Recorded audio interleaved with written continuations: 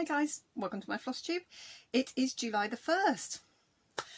This isn't going to be the mid-year whip parade. I'm going to film that separately and it's going to take me a little while to do it because I have got more whips than I should have. They are everywhere and I've got to do a huge sort out of all the stuff that's there to find some of the whips. So I thought the votes were basically 3-1 to do a weekly update, even if it's not very long. So here is a weekly update. I was back here. Last week we were at the hospital. It was Wednesday. This week it's Thursday morning because I don't have to be into work until 12. So I've still got a bit of time this morning. I'm working 12 till finish today, so it'll probably just be like 8.5 hours. So that's good. Slightly less hours this week, which is going to be really good for me. Robin's finger update. It is healing very well. I will not insert a picture of it because yeah, I don't want you all to turn off a minute into my video. It actually just looks like a little red line. It's knitting together really nicely. He takes the finger holder thing off it a lot, lets the air get to it now because it's at that point where it needs air rather than being wrapped all the time. Anyway, it's healing up. He is back turning on the lathe. To anyone who bought any of his wooden stuff, thank you very much. He has now got a proper chuck on his lathe, which apparently makes all the difference. And 2 special holing out lathe chisels coming, and he was making a great big handle so that he could really get the right with it. That's what he was doing when he cut his finger. He was making the handle from things he had already rather than buying a handle. He's made himself a beautiful handle out of a big piece of brass he got from somebody and some beautiful turned wood. Don't get beside the point. Thank you very much. Anybody who ordered from my Etsy shop, thank you again. I'm still that we did so many sales. Everything is posted and on their way to you. Anybody in the UK and the European ones should be there by now. The America, Canada and New Zealand, they are on the way, guys. I just have 3 needle minders. Order came in day before yesterday and yesterday. I'll get them posted out probably tomorrow. Well, definitely tomorrow for you. But other than that, I am up to date. So sorry it took me a little while, guys. Honestly, I got so many more sales than I was anticipating, which was absolutely brilliant. Robin is thrilled to bits. He's got some proper, decent, expensive tools for his lathe now so that he can turn out more wonderful things. He is going on Monday to get another bootload of the wood, this wood. He's going to go and get another bootload and he's going to make more spools. He's going to make more, he's going to concentrate on making, he likes the look of making the boxes. He's going to make little squat boxes. He's going to make little dishes that will turn into pincushions. We'll see what he comes up with. He's got a rough brief of what he can make and he's going to go ahead and make it.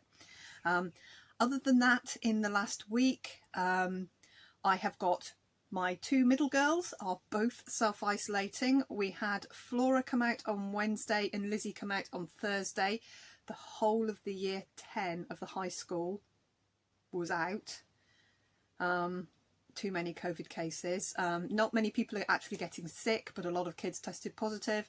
So Flora had close contact, my littlest, who's 13, she had close contact. It was one of her immediate friendship group. So she'd obviously sat with her at lunch and it wasn't just a close contact in class. They had proper close contact. She is symptom free. She is testing negative with the lateral flow, the swabby thing that we do at home. She's testing negative with that.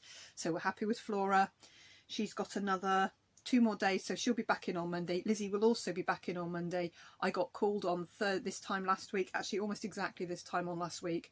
I was filling my car up with petrol at the time and I got the call and I said, oh, Flora's already at home, and they went, no, this is Elizabeth. So I went and picked her up with a lot of other disgruntled parents who were all we were all basically pulling our kids out of school for 10 days. That she had sat next to the little girl who tested positive on Monday for 1 hour, and on Thursday, that's how quickly the track and trace is working currently. She sat next to her on the Monday. She tested positive either Tuesday or Wednesday, and we got pulled on the Thursday. So if Lizzie was in contact with her on the Monday, You know, she was at school for 3 more days with other people, but Lizzie is also testing negative. They are apparently got online lessons, but between you and me, it's 10:20 and they're both asleep. Had a bit of a weird late night last night, but yeah. Anyway, so only one more piece. My little boy is absolutely fine. He is in school and having a great time. And Maddie, my big girl, got her first jab on Friday last week. She's only 18. She's only just turned 18.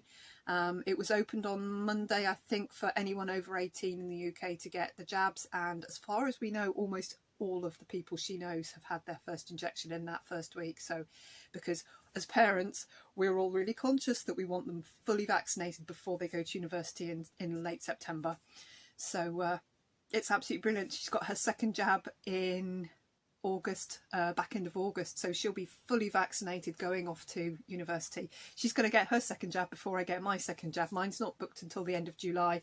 I'm going to wait out my full 12 weeks to get the full immunity, because apparently the longer with the AstraZeneca, she's obviously got the Pfizer because she's young. With the AstraZeneca, which is what I got, the longer you wait between the doses, the more effective it is. So I'm happy to wait. I could probably get on the website, get an injection and get it now. It's been long enough for me to get it now, but I'm going to wait it out. I'm quite happy, I'm comfortable, and even though there's a lot of cases in our local area, nobody seems to be sick with it. So we plod on. That's my life update, guys. I'm fine. I'm plodding along. I've been very tired as usual, but I'm used to it. Right, stitching.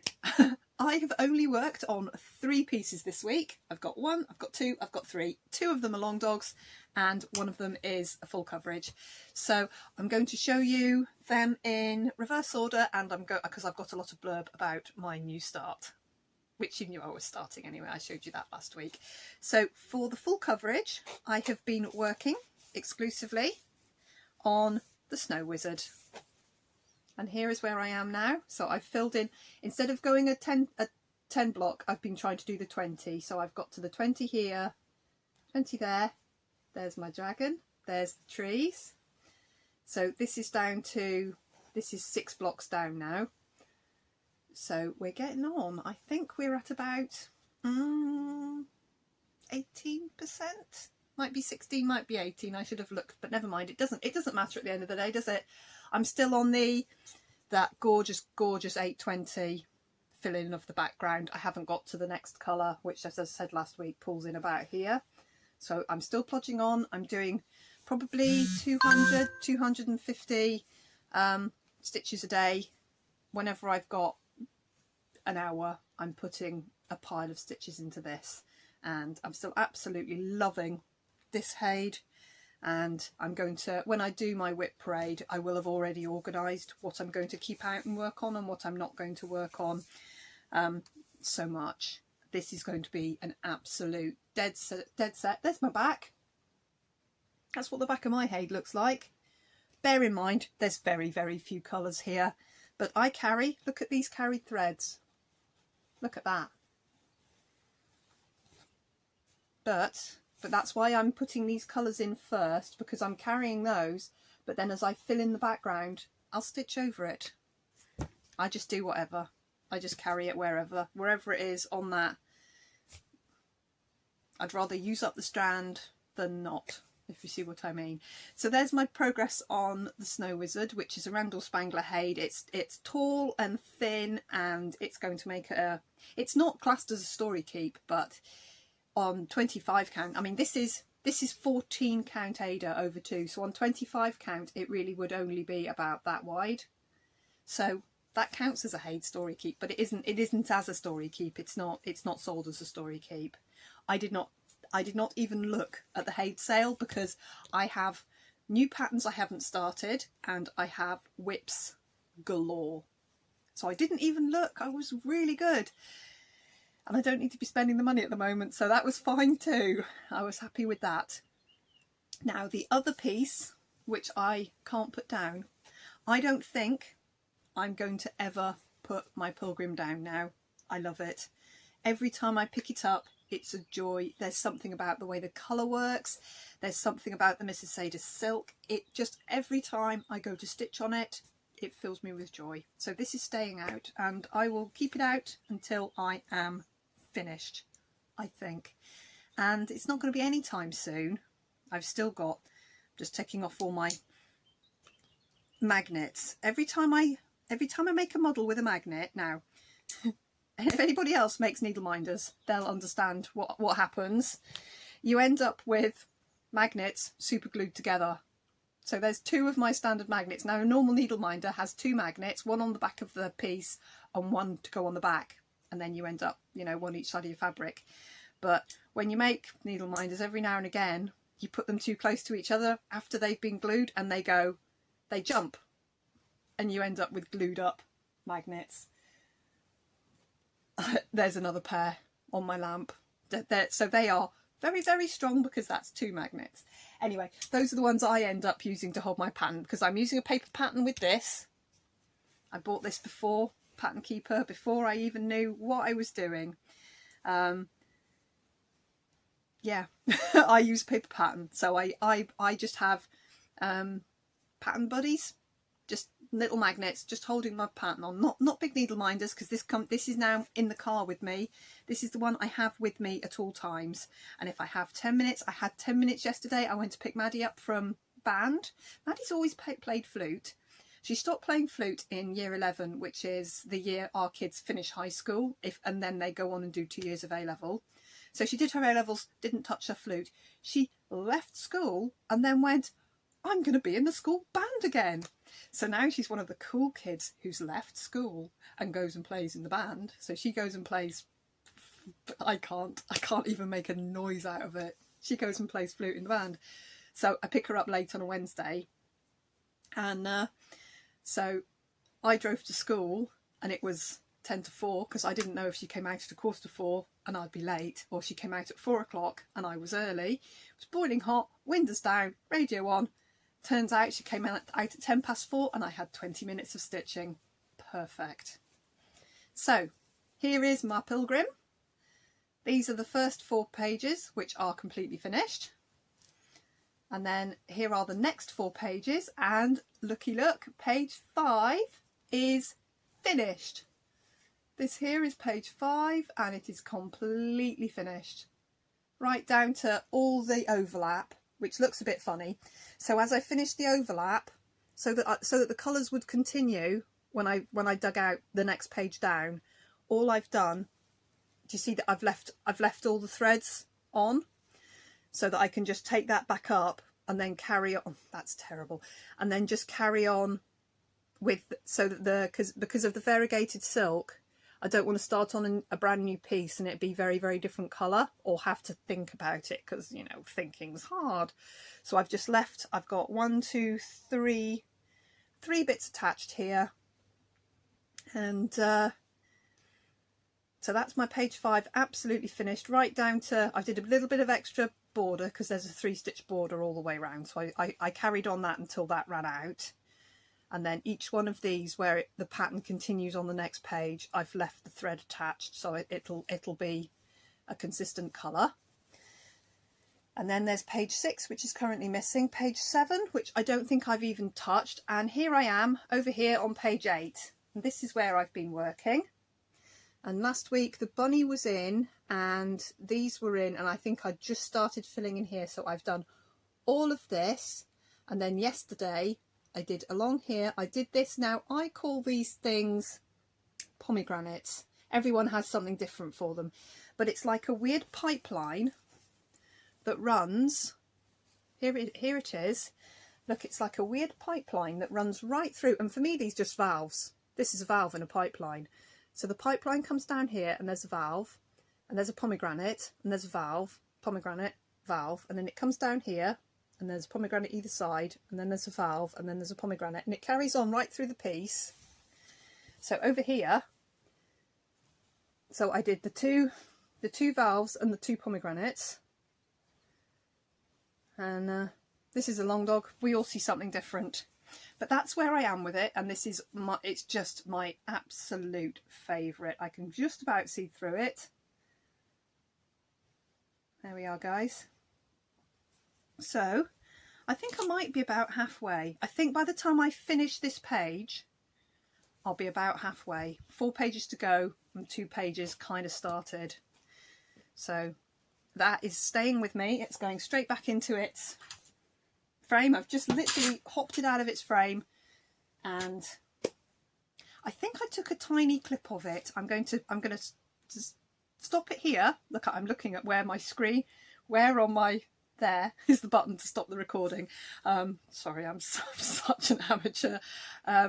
But I'm going to stop the recording. I think I have a little insert to put in. I've been trying to take little clips of videos to fluff out because I knew I wouldn't have a lot of stitching to show you. But I've worked on 3 pieces and I have a start to show you. So I'll stop it here just in case. Here's the back of my pilgrim. This is the bit I've been working on this week, and as you can see, I've been working in the car. I have not had scissors with me. This is my back. I will cut these all off now I'm inside and I have access to some scissors, but I put scissors in my bag and I either have a disaster where it punctures the fabric, which happened on my parents' Renato Parolin Christmas pattern, or when I finished with a thread, I just simply leave it. Little tag end. You can see how long my little orts generally are, about 1 inch. I'm a thread, I don't know what you call it, miser. I play thread chicken right down to the last. You can see how long they all are. So that's what I do when I've got this in the car. You can see how many lengths I've put in this week. About that many lengths. I'll get these all trimmed off and I'll carry on. So you might have just had a little bit of pilgrim there. I'm not sure. You never know with me because I'm a bit random. Anyway, so the other 2 long dogs, the pointed fifth, I'm going to call it the pointed fifth. I know it's called Quinto something, but it just translates to pointed fifth and she calls it pointed fifth. So that's what I'm going to call it, the new one. And birdies. Now I haven't started birdies, but I did dye my 2 pieces of fabric. And I did them dead quick and went to work with a, oh, I'm going to have to wait and see what they look like when I get home, because they were still sopping wet when I left, and it always dries differently. Now I had the piece of Sparkle Laguna, 32 count, with the opalescent sparkle, the unicorn skin sparkle in it, which I wanted to dye pink, a very pale, just not white pink. And when I mixed the dye up, and I'm aware that Laguna doesn't take dye terribly well, so I used the whole sachet, all of it. It's pinker than I was expecting, but I like it, and I think the colours are going to really pop on it. And then the other piece, which I was going to try and dye to match a piece of linen that I have that wasn't big enough, has come out a little darker as well, but I'm happy with it. And I will insert a clip here, which I know I recorded, of me, a few chunky chips of me doing the dyeing. So I'll insert that here. Morning, guys. Here's Clive. Hello, my old boy. As you can see, he's doing just fine. My old man is kind of stopped grooming, so he's getting this old man floofy look about him. But as you can see, he still looks like a cat half his age. Anyway, here is my 2 pieces of fabric. They are trimmed, and I've kind of zigzagged around the edge, but my tension was off there, but this one's got a nice zigzag. So this is the piece I'm going to do birdies on. It is at the moment white, 40 count, and you can see how enormous it is. So I didn't pick a small piece. And then this came yesterday. This is even bigger. This is the 32 count Sparkle Laguna. Okay, I'm struggling to focus, but you could definitely see that it's sparkly. And I'm going to try and dye this one a little bit pink, and this one a smoky blue. So in my bathtub, I have got the Sparkly Laguna in the whole sachet of powder pink, because I know, because Laguna doesn't dye very darkly, so I put the whole sachet in the hope of getting some pink. And that is what is the off-white, which I'm hoping will be a smoky cornflower blue. Now I know a lot of that dye is going to come out of that, so we shall see what colour it ends up as. If it's a jaunty navy blue, I'll have a little rethink, but I doubt that's going to end up that colour there that it is currently, because that's mostly going to come out. That's a mix of navy blue, purple, grey and the bright blue, turquoisey blue, but we'll... Interrupted myself there. I was just saying we'll see what sticks. And the pink, hopefully we'll have a nice pale... I just don't want it to be stark white, so even if I lose almost all that colour, I'm hoping it's just going to be a pale. We'll see what we get. Okay, so this is very wet. I'm trying to get it in natural light. It's still showing a little bit pinker than it actually is. It's more of a slightly yellow tone pink. But as you can see, it is quite splotchy. I tried to get it a flat colour, but it's got a little splotch on it. And the pink is quite pink. And then the other piece, and these are wet, these are going to dry a lot paler. Oh, this isn't showing true at all. This is much greyer than it's showing. So this is the other piece for my birdies. And I'm hoping it's going to dry out about this colour. What I did with this, when I got the blue off it, I actually dunked it in to the pink dye because my purple never seems to strike. I have a purple Rit dye and I'm obviously not using the right fixer. My purple never seems to strike, so this is actually not the colour it is at all. I'll try and get some stills. I'm just off to work. I've got these on the towel rail in the bathroom, which isn't on because it's boiling hot today, or it's hot warm today. The colour's not brilliant, but you can see it's quite splotchy. You can just about see that it's taken up some pink, which I'm quite pleased about because it'll give it a different tone when it's dry. And there's my pink, which is actually a quite pink. So we'll see what colour that comes out when it's dry. I'm going to go to work now, guys, and I will see you. Oh, that's actually much nearer the colour it is at the minute. I will see you when I get in from work later on. It's about 10:10 just now, and I'll see you in a few. So just in from work, it's 8:15 and my fabric actually looks like this. This is the colour, so I've got a kind of a slaty blue and a paley pink. And I can show you the dried colour. Let's see what the colour, yeah, there we go. So this is the pink. It isn't so much mottled, but it is slightly, you can definitely see there's a slight variation in it. Now it is going to be heavily stitched. I was going for a flat colour. Didn't have the tension on my sewing machine right. Look, that's meant to be a zigzag. I mean, it looks like it's been overlocked, but it wasn't. It was zigzagged. I didn't have the tension right on my machine. Yeah. And I always use scrap colour. The colours I never think I'm going to use, so it's always orange or green or something horrible when I do fabric, because it's colours I don't think I want. So as you can see, that's it fairly true, actually. It is that pink, and I was aiming for a baby pink. Actually, I'm just going to knock the light off, 2 seconds, and I go gloomy. That's the colour this fabric is. So it is pink, but I wanted pink. Sometimes you get what you want, you know, whether you want it or not, you get what you want. It's pink and slightly mottled, but not deliberately. I didn't scrunch it. I took it out of the dye a lot and tried to turn it and keep it so that it was fully submerged. I didn't scrunch it at all. I wasn't going for a mottled look. And then the other piece, which is going to be for birdies, is here. And again, it's all cut to size. I sorted out the tension on my sewing machine after that. Oh God, maybe no, I didn't. Look at that. That's terrible. But it stopped it fraying when I dyed it. And this is it. And again, I wasn't aiming for mottled, but it is. It's got some big blodges there. But birdies is a very, very dense pattern as well. And it's showing a little purple there. I'm going to just do the same thing again, turn my light out. There. That's still slightly purple to its actual colour there. It's a bit more mottled, it's a bit more blue.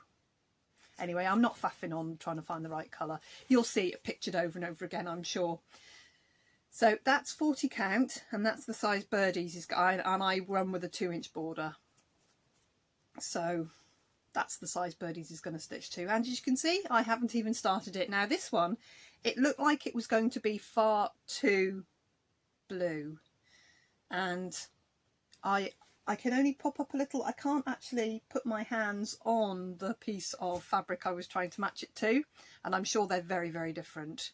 I wish I could, but as I keep saying, I really need to have a massive sort out. Look at me looking around the room going, is it just going to magically appear? I have already had a look. It's just been slotted under something. Anyway, what I can do is reinsert the picture with all the colours. Look at this wonderful thread organisation, all my beautiful jewel tones. I can reinsert the picture of that so that you can see the colour difference. That's what I was kind of aiming for, and this is what I got. But because it was looking like it was going to be too blue, what I did was when I took the pink out of the pink dye, I sat this in the pink dye just for 5 minutes while I was rinsing the pink. I just sat it in, and it has actually taken up ever so slightly a pinky hue, which I like a lot more. It gives it that kind of mauvey look rather than a blue. So Birdie's hasn't been started, but I have my fabric now, and that's 40 count, and it's just a Zweigart linen 40 count, and it was a kind of a very pale stone off white colour. It wasn't creamy, it was very pale, and I brutally hacked off a piece. I can't even find my offcuts. The piece of fabric will be with the offcuts from these. I also have a piece of this left which will do ornaments or smalls or something Christmassy because it's sparkly, and that's still white. I didn't dye it. So pointed fifth with its ombre is here, and I will show it to you right now. I'm quite pleased with how far I am. This is what I've done so far. Oh, I love it. Look at it. Oh, it's wonderful.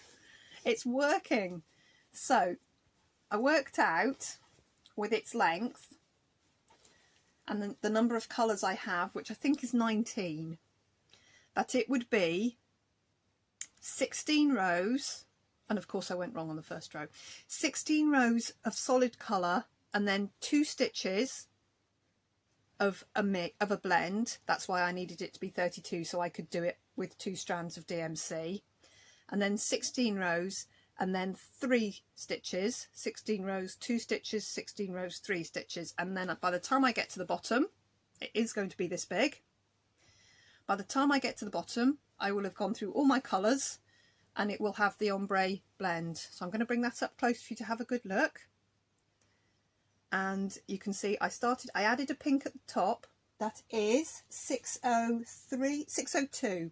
So I started with 602 here, and I blended it into 3804, blended into 718, down into the burgundy, which is 915, and now into one of my very favourite DMCs, good old 550, everybody's favourite purple, and that's where I am just now. So, and then anything inside, or a critter that's obviously sitting I can pick out easily, is going in this 823 Etoile, which is the very purpley midnight blue colour, which is C823. So that's where I've got to there, and I'm absolutely loving it. Now, I was doing it, you can see I've got guidelines in here, and I was doing it freehand, and of course it's in Pattern Keeper, and there's no way of marking your lines in Pattern Keeper, and because I'm me, I didn't want to stitch 16 rows right the way across the top and then move on to 2 rows right the way across. I want to get into the colours and then I'll go that way. That's how I roll. I wanted to get into the colours and see how it worked and how it went together. And I totally lost track. For a start, there's 17 rows of 602. There's 17 rows. So for a start, I got it wrong. Anyway, So I thought I need to give myself some guidelines, which you've just seen there on the fabric. And I thought I don't want to use my fabric pen because I'm not intending to wash this. The fabric is colour fast. My fabric is colour fast. It is washed until no colour comes out. So I could wash it, and it's only DMC I'm using. It would be totally safe to wash, but I didn't want to draw on it with my marker pen, which is what I use for all my marking up all my heads. The heat. Is this water or heat? This is water. This is a water erasable pen. I just got it from Amazon. Because I will wash all my heads, because I love how they fluff, they kind of floof, the stitches all floof up when you wash them, and then it looks really great. I've had to wash a couple of, I've never finished one, but I have washed dirty pieces, and I washed that one that we'll see that in the whip parade. Anyway, so I thought, now it was Kim, the Spartan Stitcher. She grids with, it looks like that very fine Kreinik filament stuff, and I thought I need some of that. And instead of reaching for my phone to order some, I thought I've got to have something. And I've got a box of yarn. Now my yarn storage is, I'm looking up to the top box, there is 1, 2, 3, 4, 5 big storage buckets of yarn, and then I have 2 here, I've got 1 there, and I've got probably another 4 or 5 smaller boxes, and one of the smaller boxes holds Lurex and a couple of whips, a couple of jumpers that I'm knitting from the neck, from the top down, which I've got to about the widest part and given up on because it's hard. And in my Lurex box I thought I might find, and I found some filament. Do you think I've got enough? This must weigh 1.5 kilos. There is that much gold, and it is the very, very fine gold filament. Anybody wants some of this and wants me to roll them off a bobbin full of this stuff, ping me a message. I have this stuff galore. Look at this. Am I ever going to use it up? Because I grid my heads with pen. But this, I figure it's the same stuff. It's shiny, and I figure once you've stitched it, because it doesn't pierce when you stitch it, you can just sort of tease it out. I think that's how it works. Anyway, I just dredged around in the box, found this, and well, basically about, before I had Austin, 11 or 12 years ago, I got on eBay 2 enormous boxes filled with spools of yarn, and it was mostly lace weight and 4-ply weight, sport weight, you know, like sock yarn on spools. And it was because when I knit, I'll blend colours together to get the texture or to get the colour I want. So to have all these very fine yarns was brilliant, because I just made my own blend to get the colour, and it gives you texture and it gives you a marl without having to do anything difficult. I used to do a lot of I knitted toys and designed, and yeah, back in another lifetime when Austin's bedroom was my craft room. I had a craft room, and now I'm thinking I need a craft room. Now I really need a craft room, but all I had then was yarn. And this must have come then, and I sold the spools on, and I made a profit when we shut the bike shop in 2017. Obviously all my yarn was stored there. I wish I could dredge a picture and show you. I will look through the archives and see if I can eventually put up a picture of my yarn storage, because honestly it was a bike shop, but round the back it was a yarn shop, but it was my yarn shop. I had a lot of yarn, and I sold all my spools. I broke them down into colours, like all the reds, all the oranges, all the yellows, and I sold them all. But before I sold them, I got the yarn winder thing, you know, that puts it on a cake, and I caked probably 100 grams of every single one. So I have got all the yarns, more than I'll ever need, because the things I knitted were micro. You've seen my little knitted things, my little knitted pigs and things. I can't immediately put my hands on one, which is bizarre. But things like this, like a little ball of yarn like that, that's from a mini skein. That's sparkly too, it's glorious. I'll knit mermaid tails with that, and that'll be 50 mermaid tails. I don't need a lot of yarn, and I have so much. So anyway, I reeled off a little spool, a little cake of every single one, and I didn't sell this. Now obviously I kept this thinking it would be useful, and now it is. But come on guys, how much of this have I got? It's just labelled WH Gold. And so I had filament. That's a very long story to tell you that I had filament. So I gridded. I didn't grid. I did, you can see, only as far as my Q-snap went. But I just did the tacking stitches. So now I can see at a glance, and especially like when you come here, because the colour's there, it's there, and it'll pick back up here, the other side of this box. And I was getting myself in such a muddle. But now I can see where I am, and these are going to be this week's pieces. I'm going to keep working on my pointed fifth. You see the pink's washing out. That's how pink it is. But you can see how the dual colours that I've picked are going to pop.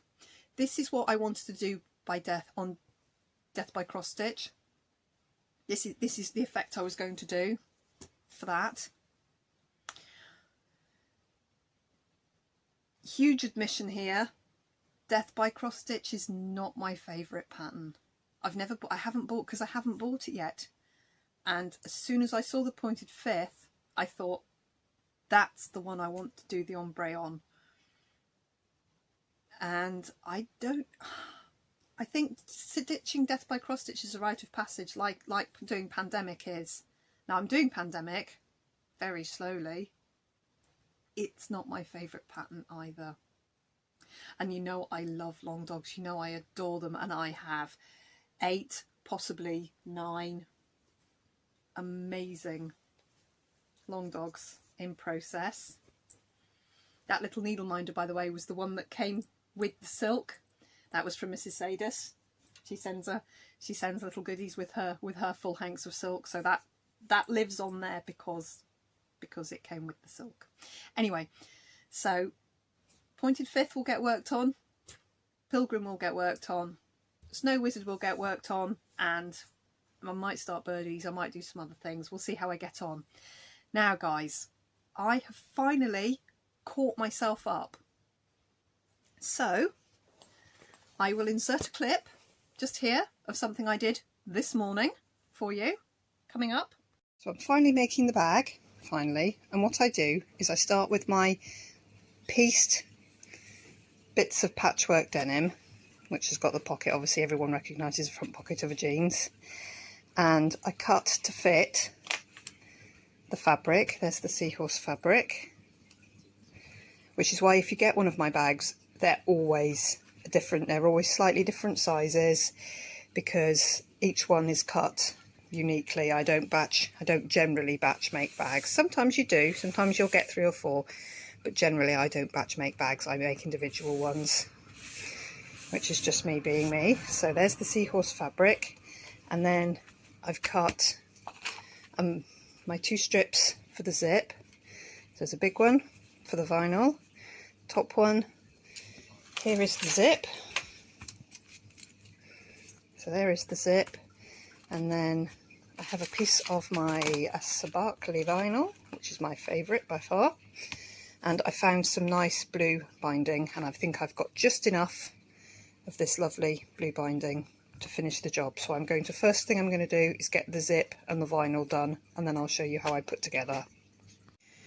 Okay, so there's the zip in, nice and neatly, top, zip, bottom, and the vinyl is joined. So the next thing I'm going to do is I'm basically going to very carefully sandwich, and I'll sandwich all the pieces together, stitch it all the way round, and then I'll trim it all down, and then we'll put the binding on and the bag will be done. Right, this month will be 70 quid. Okay, we're all sewn up.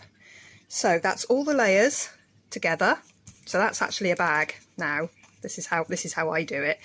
And then, so I'm just going to neatly trim the edges, and then I'm going to stitch on the binding, and then I'll be done. And then we'll have a Flosstube. One more tiny clip. My binding's half on, so it looks awfully scruffy at the minute. But all I need to do now is turn the binding like so, and then stitch in the ditch, which is stitching in the gap there, which will tuck the binding onto the back, and we're all ready to go. So, bag, finally. I'm only a couple of weeks late, guys. I'll see you in my Flosstube. And here, from 2 videos ago, is the seahorse bag. Fully finished. It's got the fabric on the back. It's got the zip with the lovely...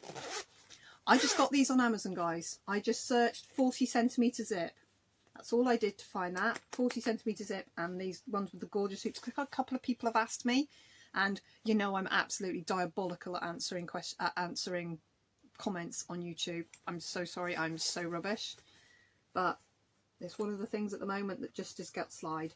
So this little seahorse bag, I had 48 people mention the word seahorse on the comment, and it goes to Carla Makowitz.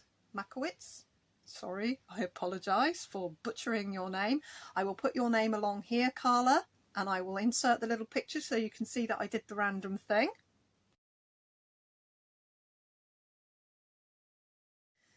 So Carla, ping me. Instagram's good if you're on Instagram. I'm simply emily.brind on Instagram. Or you can find me on Facebook, or you can send me an email. I'm pretty rubbish with everything, so everybody who knows me knows that I am pretty rubbish. But I am getting there, guys.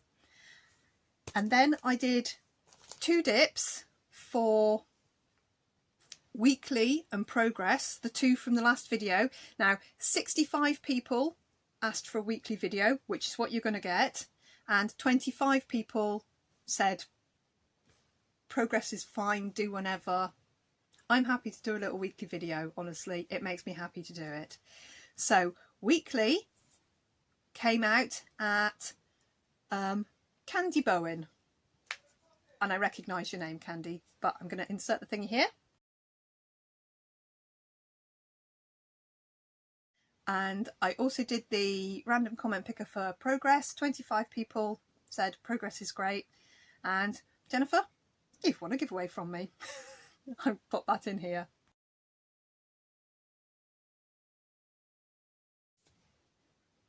So what I'm going to do for those, Candy and Jennifer, ping me a message. Obviously, Jennifer, I have your address. So ping me a message, and Candy, I'll need your address. I think I might have written your address before because I recognised your name as soon as I read it. But give me a theme.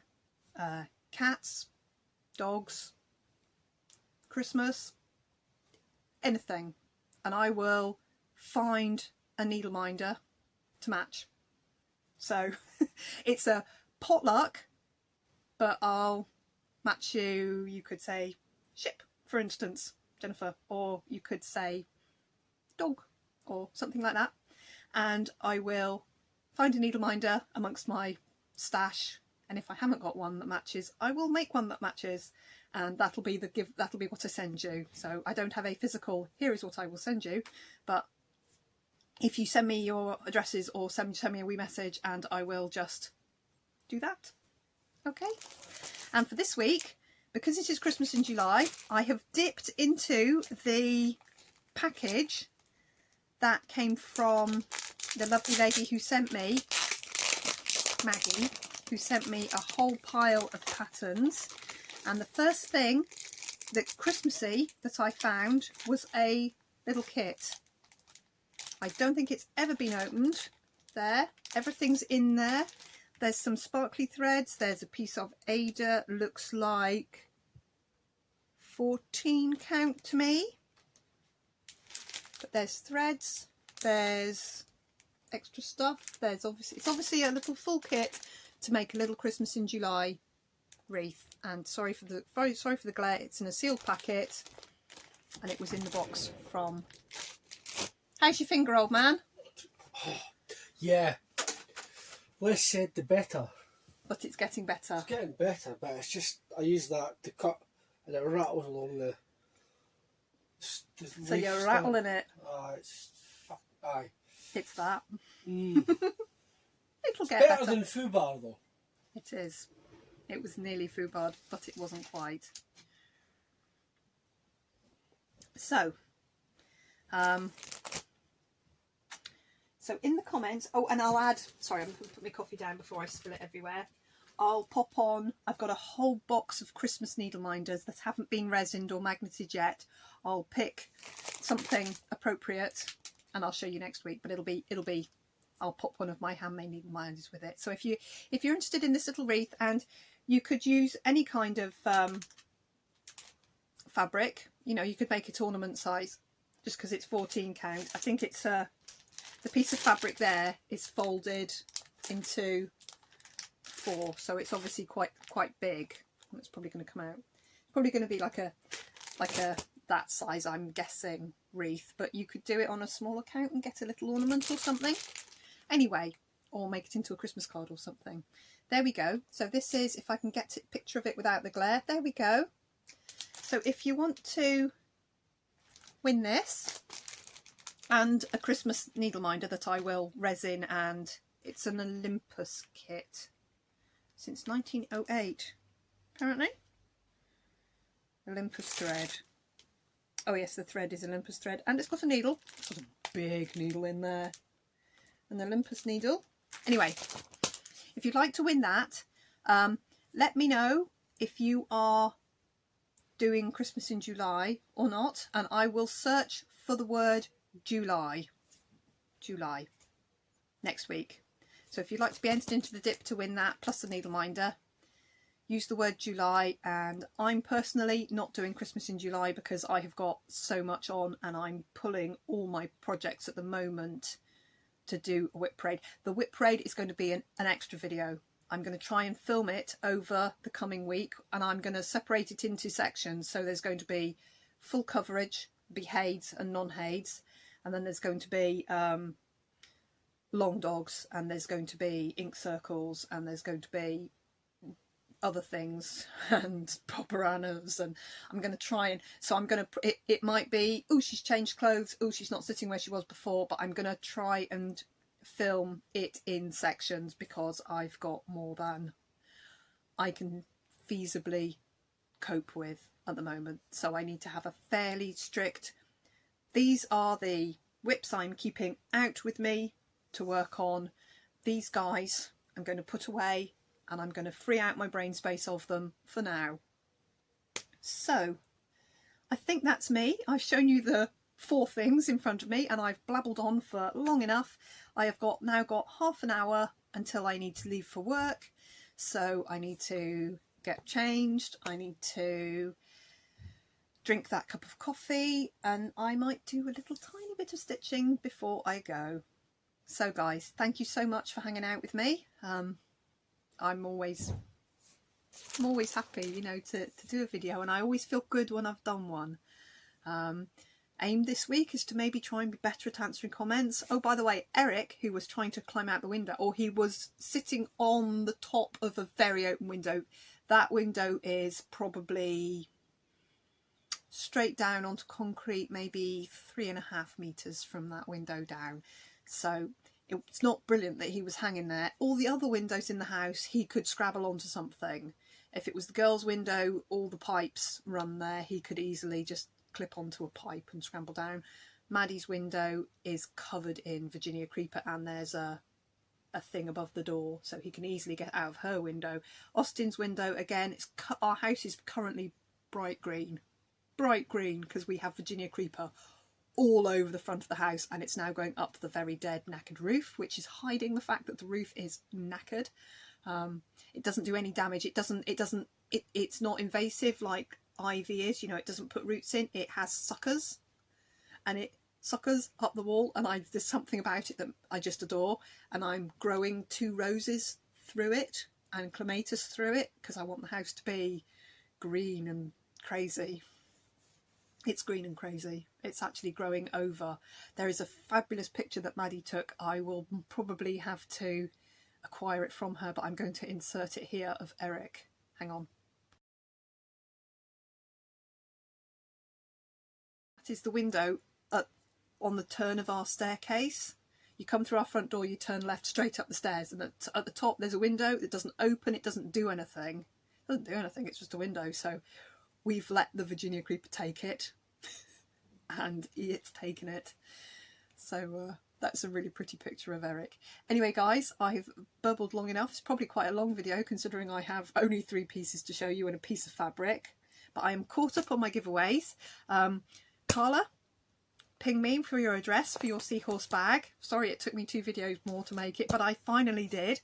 And Candy and Jennifer, let me know what you'd like, what theme I can hunt a needleminder out for, and I will get those off to you. And other than that, I'm pretty much there. Right guys, I'm going to go and have a good shift at work, and tomorrow I'm only working 4 hours tomorrow morning, so I get Friday afternoon, so that will be nice. The weather here in the UK is delightful. We haven't had any rain yet. It is just balmy and warm, and there's no air, there's no breeze. We normally have like wind that tries to take the skin off your face when the wind blows. That's kind of the wind we normally get, and the air is very still at the moment. There's a little tiny breeze, but it's not windy like it normally is, so we're finding it quite need air. We need where's the wind gone? So it's actually really lovely weather at the moment. So, you know, we always feel better when the sun's out, don't we? We're meant to have rain and it's not been raining. So yeah, so we'll see how we get on, and I'm going to try and record bits and bobs of a whip parade, which I'm aiming to have up within the next week or so. Bear with me. Bear with me. I'm definitely going to do it because I need, for my own sense of well-being, I need to chug through these whips and see what I've got and see what I can feasibly work on, and see what I just need to let go of for now. It's only for now, and obviously I'm not going to like put them in a storage locker in another country. They're going to be here in the room, and if I suddenly just get that mad yearning to work on that piece that I've put away, I'll just get it out. But the only things I'm desperate to work on at the moment is my pilgrim, and this, because I love it, my pointed fifth. So different. Sorry, he's upside down. They're just so different. That's what I love about them. However you choose to stitch them, they come out so differently. Anyway guys, I've said goodbye about 12 times already. This time I'm going. I will catch you soon. Leave me a comment with the word July in if you'd like to be entered for a Christmas in July pattern with a needle minder that I will finish off in the week. Magnetic thread drops, I am going to make some this week. I cannot believe I sold out of them.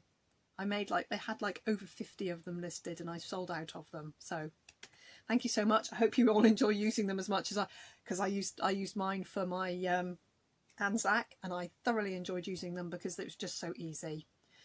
So guys, I'll see you next week. Bye bye for now.